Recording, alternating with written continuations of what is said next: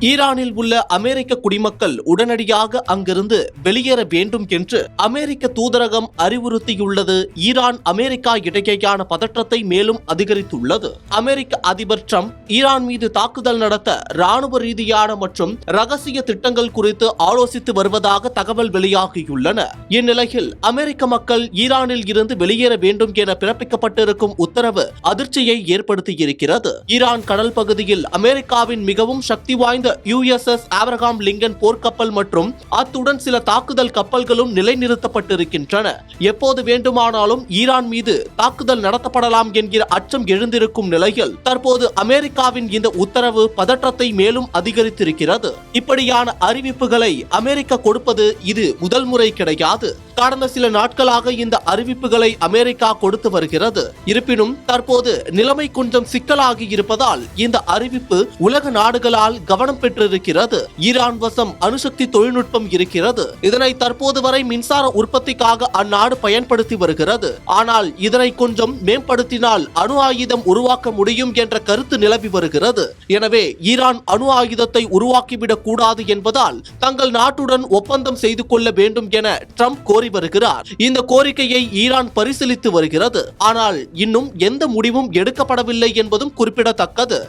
இந்நிலையில் ஈரானை மிரட்ட அந்நாட்டை நோக்கி தனது கப்பற்படையை அனுப்பியுள்ளது ட்ரம்ப் நிர்வாகம். அவர் அனுப்பியிருக்கும் USS ஆப்ரஹாம் லிங்கன் போர்க்கப்பலில் 90க்கும் அதிகமான போர் விமானங்கள் உள்ளன. அதேபோல் இந்த கப்பலை அணுகுண்டு வீசி மட்டுமே அழிக்க முடியும். போதாத குறைக்கு ஈரான் மீது தாக்குதல் நடத்த ரகசிய திட்டங்களை வகுத்து வருவதாகவும் ட்ரம்ப் கூறியிருக்கிறார். இப்படி இருக்கையில் அமெரிக்க வெளியுறவுத்துறையின் இந்த அறிவிப்பு மிகுந்த கவனம் பெற்றிருக்கிறது. ஈரான் நாட்டை எப்போது வேண்டுமானாலும் அமெரிக்கா தாக்கலாம் என்ற சூழல் உருவாகியுள்ளது. முன்னதாக ஈரானின் ஆளில்லா ட்ரோனை அமெரிக்கா சுட்டு வீழ்த்தியது குறிப்பிடத்தக்கது.